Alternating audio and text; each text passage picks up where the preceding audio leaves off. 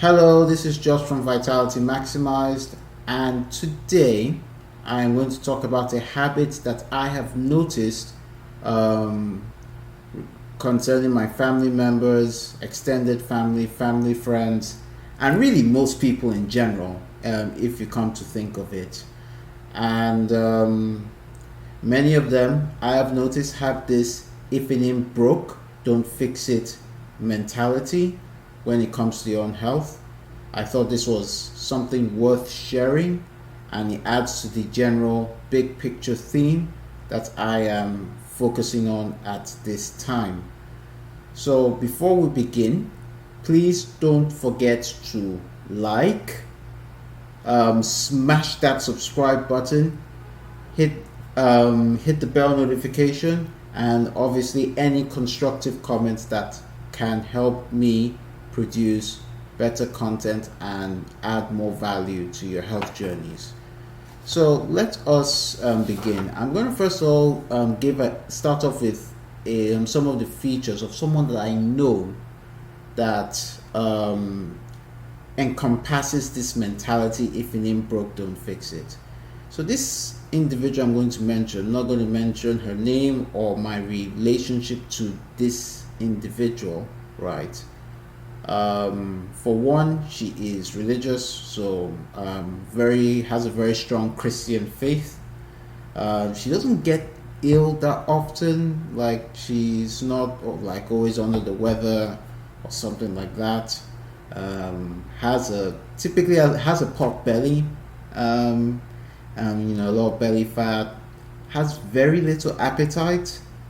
Just eats on average once a day.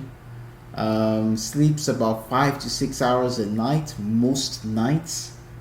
Um, and then, sometimes she complains that after eating 2 to 3 times a day, right, that she feels that she eats too much, right?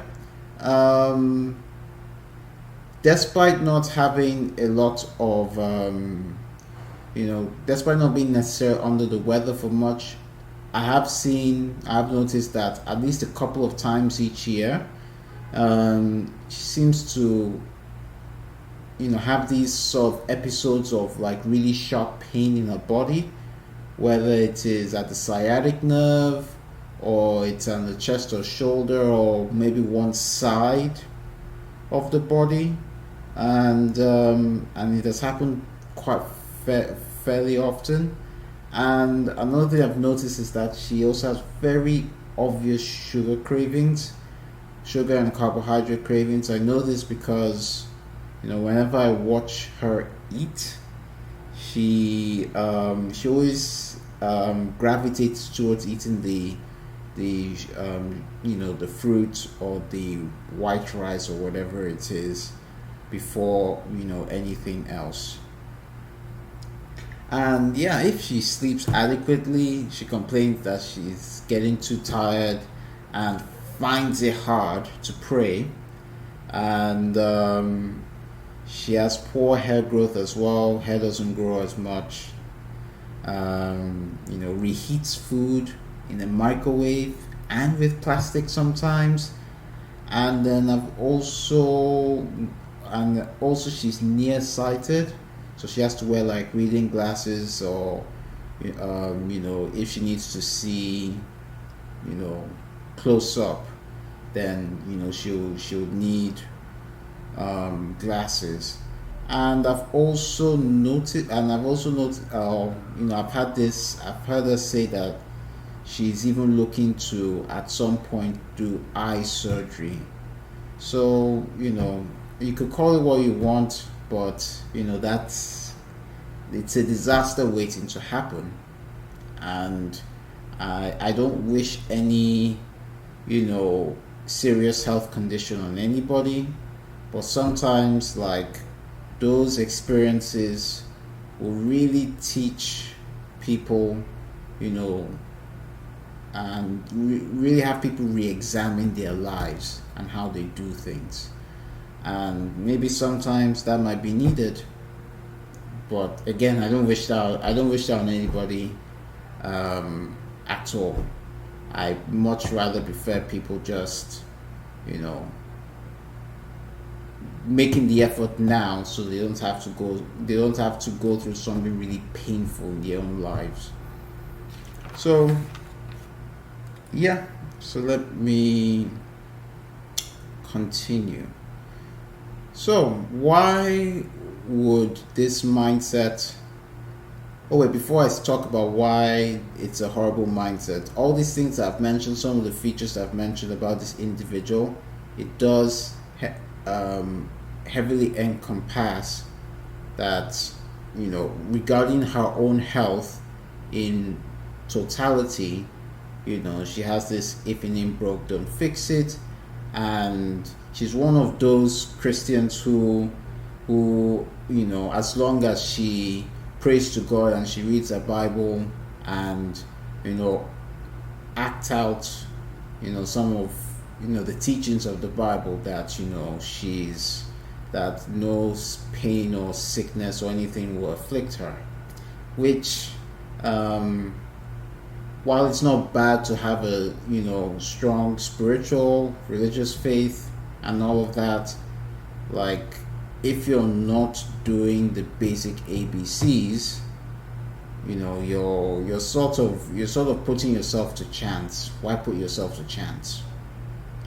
And that's a question for you. All right, so as I continue, why is if it ain't broke, don't fix it a horrible mindset? Yeah, so the first reason is that it encourages mediocrity.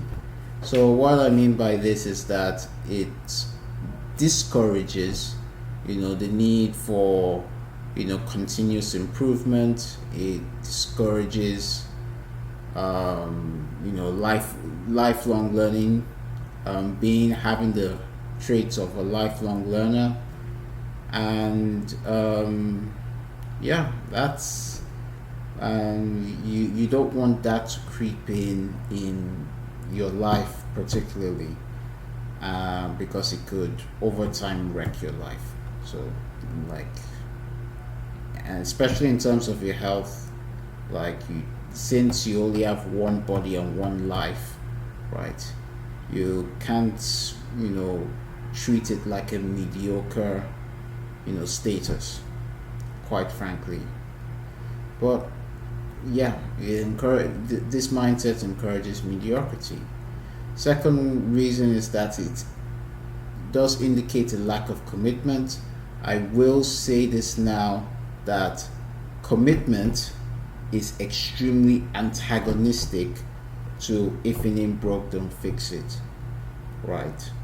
Because with commitment, you'll like the journey, the wins, the losses, and everything in between. If you have this if it ain't broke, don't fix it, then your commitment isn't strong enough to begin with. So yeah, commitment antithetical to if it ain't broke, don't fix it mindset. This mindset also brings out a more reactive approach rather than proactive. So it's kind of like waiting for an issue to prop up, instead of being proactive and you know, preventing issues from even manifesting in the first place. So that's with the reactivity and proactivity spectrum. Yeah, having this mindset, if it ain't broke, don't fix it, feeds into the allopathic model rather than the, you know, bioenergetic model that I believe Vitality Maximize encompasses. Why do I say this? Because because let's say you inculcate this mindset for your own health, and God forbid a full-blown condition arises, right? Yeah, so a full-blown condition arises, and then, you know, it may tend to bring up a lot of fear and anger, right? As well, and these things feed. These things are, people like Pfizer or Merck, or the food companies, the medical companies, would love to have would love to have you as a customer for having this sort of if it ain't broke, don't fix it mindset. So like you this mindset tends to also, you know, tends to have the urge for, I need a cure quick, I need a magic pill, I need a sign, I need some, saving grace, whatever it is that, some people look for, instead of saying, hey, I probably need to do the work that I hadn't been doing before this situation went out of control. But yeah, you don't want to be giving. You don't want to inculcate mindsets that feed into various healthcare systems that that are not interested in helping you get well, and they just want, and they're just interested in like quick temporary fixes. But yeah, I digress. Let's move on. And the last one is that it makes this mindset tends to make your health journey more expensive. There is a study, or there's a study in 2019 that said that 2/3 of bankruptcies were due in part to medical reasons. And then there was a 2016 NPR article that said that 7% of those 7% of those said that healthcare costs, that the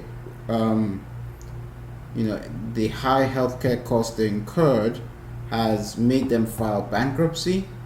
19% of people would have to take out a loan that they don't think they could repay to deal with medical bills. And then there's about 23% of people in the study or report that have had to take on credit card debt just to pay medical bills. So, if you don't take care of your body, your wealth, your health can easily just vanish like that. So, and if we take out financial considerations aside, financial costs aside, there's also the mental and emotional costs that come with it.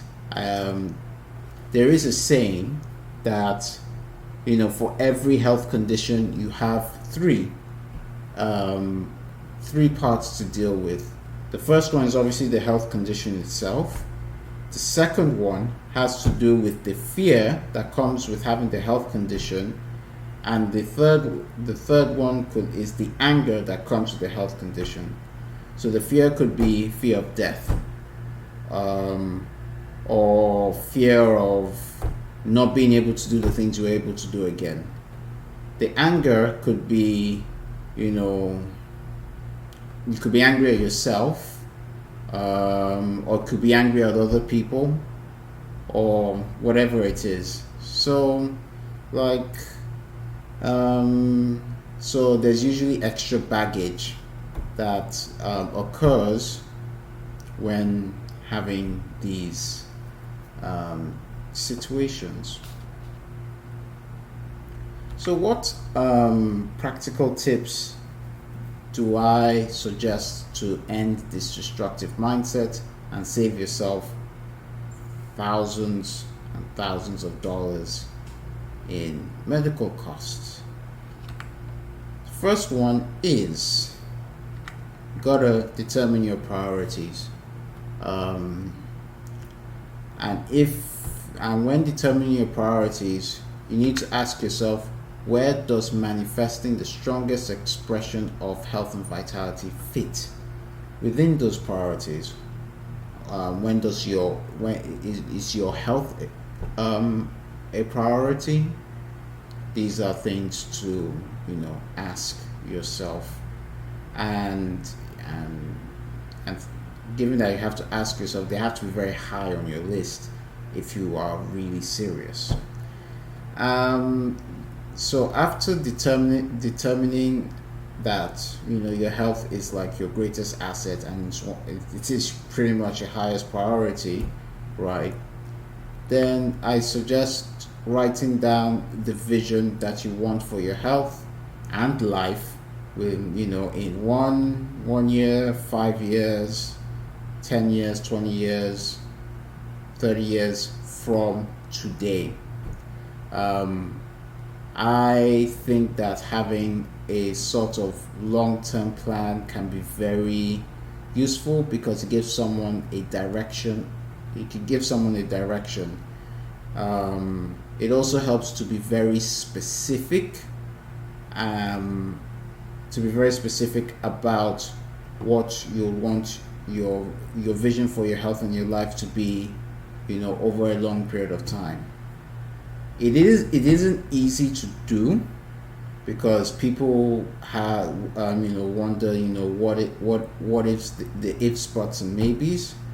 But I do think that if you have something really clear to write down as a vision and you can stick with it and you're convicted by it, I think it does you a lot of good. So yeah, but again, without there's good to plan over the long term, but you also need to, but you could only manifest what you envision by inculcating a few healthy habits, working on what you can do every single day. Because once you build a few healthy habits, you know and do them consistently over time and make them second nature to you, right, you're well on your way to achieving your long-term goals. So depending on your conviction and the time and resources that you have, whether it's money or time, right, I do suggest starting with a few healthy habits. Just pick about 2 or 3. If you need tips on what healthy habits you could start doing, right, I have I did a thread on Facebook, Instagram, and Telegram, between the months of like March and June.